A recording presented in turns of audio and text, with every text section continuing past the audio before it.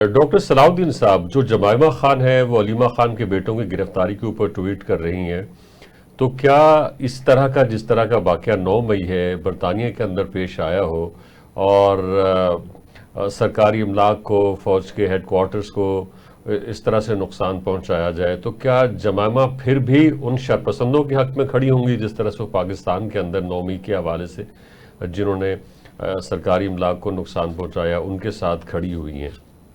دیکھیے، وہ تو خیر کس کے ساتھ کیسے کھڑی ہوں گی وہی جانتی ہیں، لیکن ہمیں یہ سوچنا ہے کہ ریاست کیسے آگے چلتی ہے۔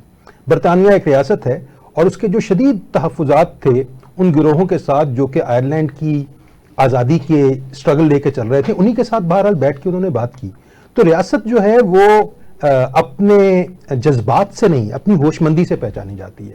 ہمارے ہاں دقت یہ ہے کہ ہوش مندی کو کمزوری سمجھا جاتا ہے اور جذبات کو بہت طاقت سمجھا جاتا ہے۔ تو ہمیں جذبات کی، اس جذباتیت کی فضا سے نکل کے سمجھداری سے سوچنا ہوگا۔ ابھی جس طرح ذکر ہو رہا تھا موروثیت کا، ہمارے ایک وزیر اعظم ہیں، جو چھوٹے بھائی ہیں ان کے جو 3-4 دفعہ کے وزیر اعظم ہیں، ان کی بیٹی وزیر اعلیٰ ہیں، اور موروثیت کا یہ تانا اگر ہم پی ٹی آئی کو دیں گے، جو کہ ایک شخص جیل کے اندر ہے، اگر اس کے بہن بھائی ساتھ نہ نکلیں تو ان پہ یہ اعتراض ہوگا کہ ان کو باہر نہیں نکالتے ہیں، اور اگر وہ نکل آئیں تو ان پہ موروثیت کا تانا ہوگا۔ میرا خیال ہے ہماری سیاست کو سمجھداری کی ضرورت ہے، برداشت کی ضرورت ہے، اور ایک دوسرے کے حقیقت کو تسلیم کرنے کی ضرورت ہے۔ جو کہ دونوں طرف ہی اعتراضات ہوں گے کہ انہوں نے یہ کیا، ہم نے یہ کیا، تو یہ واویلا بچے کرتے ہوئے اچھے لگتے ہیں۔ جو غالب نے کہا تھا بازیچہ اطفال ہے دنیا میرے آگے، تو یہ جو بچوں کا کھیل چل رہا ہے ہمارے ملک کے اندر، اگر یہ ختم ہو تو شاید ملک آگے بڑھ سکے۔ بدقسمتی سے ملک اپنے مسائل سے دوچار ہے اور یہ بچوں کا کھیل اسی طرح چلتا چلا جا رہا ہے کہ کون کتنا قصوروار ہے۔ میرا خیال ہے ہمیں ان ساروں کی ضرورت ہے۔ ملک کے مسائل بہت گمبھیر ہیں اور ان سب کو مل کے ان مسائل کو آگے ختم کرنے کی طرف بڑھنا ہے۔ ڈاکٹر صلاح الدین صاحب، ایک اور موضوع ہے اور ہم نے دیکھا ہے کہ ہمارے جتنے بھی وزرائے اعظم آئے سب نے کہا کہ جی کرپشن کا خاتمہ ہوگا، کسی نے کہا 90 دن کے اندر ختم کی جائے گی، کسی نے کہا کہ جی بہت بے رحمی کے ساتھ احتساب ہوگا۔ اب وزیر اعظم شہباز شریف صاحب نے یہ کہا ہے کہ جو کیش لیس اکانومی ہے اس کے نتیجے میں پاکستان کے اندر کرپشن کا خاتمہ ہوگا۔ پہلے تو یہ تھوڑا ہمیں سمجھائیے کہ یہ کیش لیس اکانومی ہے کیا، اور پھر اس کے نتیجے میں کرپشن کا خاتمہ کس طرح سے ہوگا؟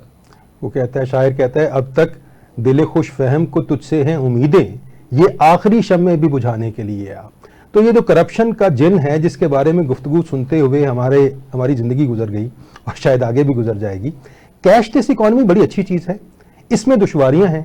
دنیا کے بہت سارے ملکوں میں، 100 سے زیادہ ملکوں کے اندر کہیں یہ زیادہ کامیابی سے آگے بڑھ چکی ہے، کہیں پہ اس کے پائلٹ پروجیکٹ چل رہے ہیں۔ ہم ایک پائلٹ پروجیکٹ کی طرف آگے بڑھنے کی کوشش کر رہے ہیں۔ اس کو اختیار کرنے کی دقتوں میں سے ایک دقت یہ ہے کہ شاید کرپشن میں اضافہ ہو جائے۔ تو وہ جو ہمیں توقع ہے کہ کیش لیس اکانومی کے نتیجے میں ہم ختم کر لیں گے، یہ وہ ماڈل ہے جو ابھی بنا نہیں ہے۔ یعنی ایک ایسی گاڑی جس کی ابھی ہم تجربہ گاہ میں بیٹھے ہوئے ہیں کہ ہم اس کو بنا رہے ہیں، اور اس گاڑی کے بننے کے حوالے سے ایک ہی خطرہ ہے کہ اس کی یہ سیفٹی فیچرز اچھے نہیں ہیں، اور ہم یہ توقع لگا کے بیٹھ گئے ہیں کہ ہم اس کو دور کر لیں گے۔ میرا خیال ہے یہ عمل اچھا ہے، ہم نے کافی حکومتی سطح کے اوپر ایسا ریزولو شو کیا ہے کہ اس سال میں ہم اس کا ایک پائلٹ پروجیکٹ شروع کریں گے۔ اس کو بہت ایمبیشس بنا دیا ہم نے اس پروجیکٹ کو، بائی ایڈنگ یہ جو ہم نے کرپٹو کرنسی کا معاملہ بھی تھا اس کو بھی اس کے اندر شامل کر دیا ہے۔ میرا خیال ہے اس کے نتیجے میں اور ایمبیشس ہو گیا ہے، اس کی ایپلیکیبلٹی، اس کی پریکٹیکلٹی جو ہے وہ ذرا خدشے کا شکار ہو گئی ہے، کیونکہ ہمیں سٹیپ بائی سٹیپ معاملات کو آگے بڑھانا چاہیے۔ یہ بہت پھیل گیا ہے معاملہ، لیکن میری توقع ہے کہ کچھ خیریت کا معاملہ آگے بالکل صحیح۔